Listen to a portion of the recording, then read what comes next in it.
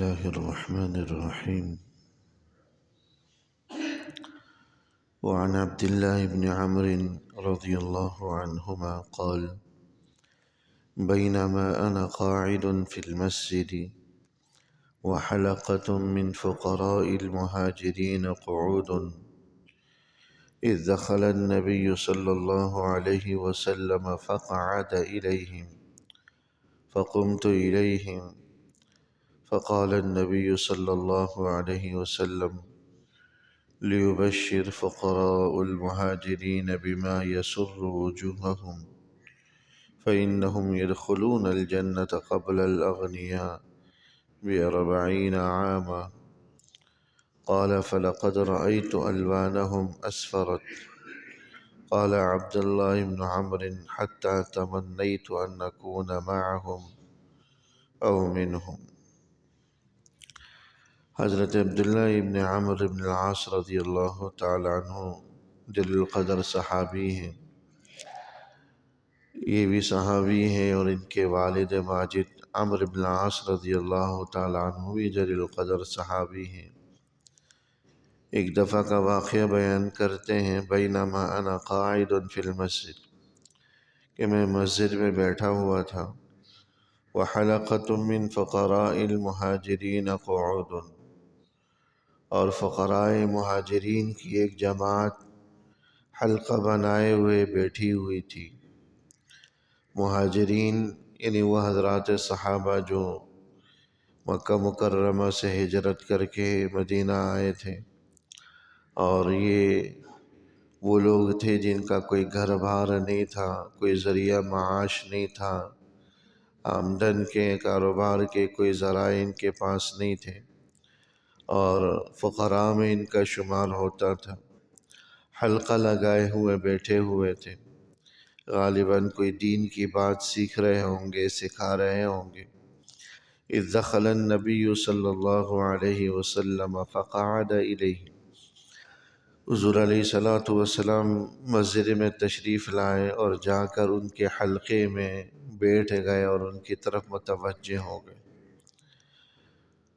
فقمت الیہم، حضرت عبداللہ ابن عمرو بن العاص فرماتے ہیں کہ میں بھی اٹھ کر اسی طرف گیا تاکہ سنوں کہ حضور علیہ السلام کیا ارشاد فرماتے ہیں اور کیا انہیں نصیحت فرماتے ہیں.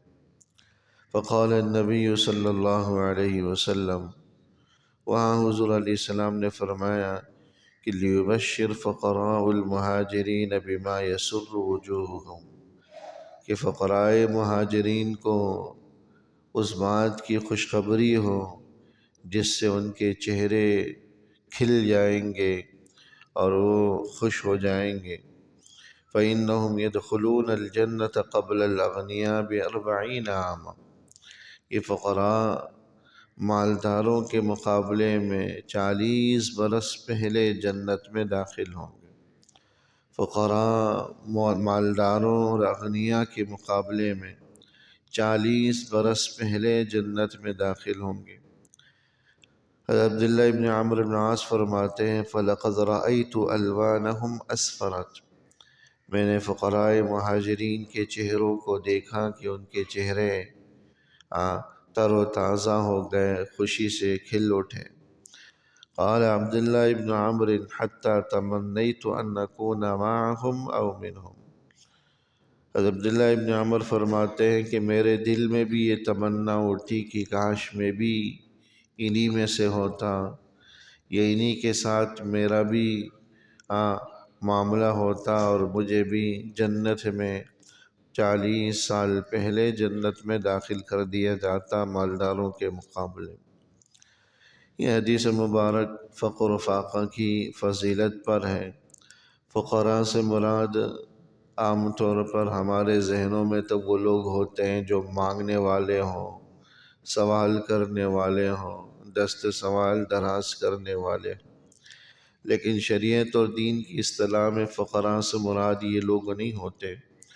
فقراء سے مراد وہ لوگ ہوتے ہیں جو سفید پوش ہوں اور مالی اعتبار سے کمزور ہوں، لیکن کسی کے سامنے وہ ہاتھ نہ پھیلاتے ہوں، اللہ ہی سے مانگتے ہوں، اللہ کی طرف متوجہ رہتے ہوں۔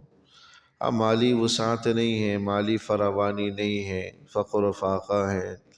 اللہ جل شانہ جو ہے جو عطا فرماتا ہے، کھا لیتے ہیں، قناعت کر لیتے ہیں، مزید کی طلب و جستجو میں نہیں لگتے، ہر وقت کمانے کی دھن سوار نہیں ہوتی، آمدنی میں اضافے کی فکروں سے وہ بے نیاز اور مستغنی ہوتے ہیں، اور اپنے آپ کو دین کے لیے، دین کی نشر و اشاعت کے لیے، دین سیکھنے سکھانے کے لیے وقف کر دیتے۔ ایسے لوگ فقراء کہلاتے۔ تو فقراء مہاجرین کا یہ حلقہ تھا جس میں حضور علیہ السلام تشریف لے گئے اور یہ خوشخبری انہیں سنائی، کیونکہ ظاہر سی بات ہے جو مال والا ہوگا وہ اپنے مال کا حساب و کتاب بارگاہ الہی میں پیش کرے گا، کیونکہ احادیث سے یہ بات واضح ہے کہ اپنے آمدن کے ذرائع بھی اللہ کی بارگاہ میں بیان کرنے پڑیں گے، اور خرچ کرنے کے راستے بھی بیان کرنے پڑیں گے، کہاں سے کمایا، کہاں خرچ کیا، یہ دونوں سوالات اللہ کی بارگاہ میں اس آدمی سے کیے جائیں گے۔ لہذا آمدن کے ذرائع بھی پاکیزہ ہوں، حلال پر مشتمل ہوں، حرام کی آمیزش نہ ہو۔ حرام کی آمیزش ہوگی، اللہ کی بارگاہ میں وہ جواب نہیں دے سکے گا، پکڑ کا باعث ہوگا۔ دنیاوی اداروں کا معاملہ بھی یہ صحیح، اپنے آمدن کے ذرائع اگر ہم دنیاوی ایجنسیوں کو اور دنیاوی اداروں کو نہ بتائیں اور ان کو واضح نہ کر سکیں، مطمئن نہ کر سکیں، تو دنیا کے اندر بھی ذلت و رسوائی ہوتی ہے۔ طرح طرح کے جو ہے وہ رشوت اور چوری چکاری کے، منی لانڈرنگ کے الزامات لگ جاتے ہیں۔ تو یہی معاملہ آخرت میں ہوگا، آخرت میں معاملہ جو ہے حلال و حرام کا ہوگا۔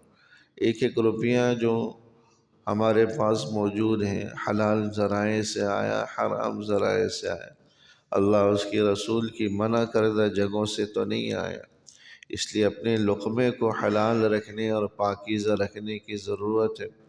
تو آمدن کے ذرائع بھی بتانے لگے اور خرچ کے ذرائع بھی بتانے لگے، اس سے پہلے ہی فقراء مہاجرین حساب و کتاب سے فارغ ہو جائیں گے، اور جنت میں وہ جنت کے باغوں میں چہل قدمی کر رہے ہوں گے۔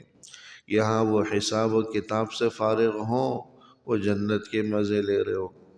یہاں 40 برس کا ذکر ہے، بعض روایات کے اندر 500 برس کا بھی ذکر ہے کہ فقراء مہاجرین مالداروں کے مقابلے میں 500 برس پہلے جنت میں داخل ہوں گے۔ اور چونکہ یہ حلقہ چونکہ مہاجرین فقراء کا تھا، اس لیے انہی سے متعلق یہ حدیث ہے، ورنہ یہ فضیلت تمام فقراء کے لیے ہے جو سفید پوش ہوں، مالی اعتبار سے کمزور ہوں، لیکن جو ہے مانگنے کا، لوگوں کے سامنے سوال کرنے کا ان کا طریقہ کار نہ ہو، عادت نہ ہو۔ ورنہ آج کل تو یہ فقر مانگنا، سوال کرنا، بیکاری پن ایک طرح سے پیشہ بن کر رہ گیا ہے۔ لوگ پیشہ وری کرتے ہیں اور خاندانی اور جدی پشتی اسی کام سے اور اسی قوی عمل سے وابستہ رہتے ہیں۔ ان کی عادت یا ان کا ایک یوں کہہ لیں کہ کاروبار ہی مانگنے کا ہو گیا۔ تو یہ وہ فقراء مراد نہیں ہوتے جو سفید پوش ہوں، لوگوں کے سامنے سوال دراز نہ کرتے ہوں، دست سوال، اور اللہ جل شانہ پر توکل کیے بیٹھے ہوں۔ تو ان کو یہ فضیلت دی کہ وہ مالداروں کے مقابلے میں 40 برس پہلے جنت میں داخل ہوں گے، اور اس خوشخبری سے اس حلقے میں موجود حضرات صحابہ کے چہرے روشن ہو گئے، کھل اٹھے، اور خوشی اور مسرت ان کے چہروں سے نمایاں ہونے لگی، یہاں تک کہ حضرت عبداللہ ابن عمر فرماتے ہیں کہ مجھے تمنا ہونے لگی کہ کاش میں بھی انہی میں سے میں ہوتا۔ تو اللہ جل شانہ عمل کرنے کی اس حدیث پر توفیق نصیب فرمائے۔ ربنا تقبل منا انك انت السميع العليم وتب علينا انك انت التواب، وصلى الله تعالى على خير خلقه محمد وآله وصحبه أجمعين، آمين برحمتك يا رب۔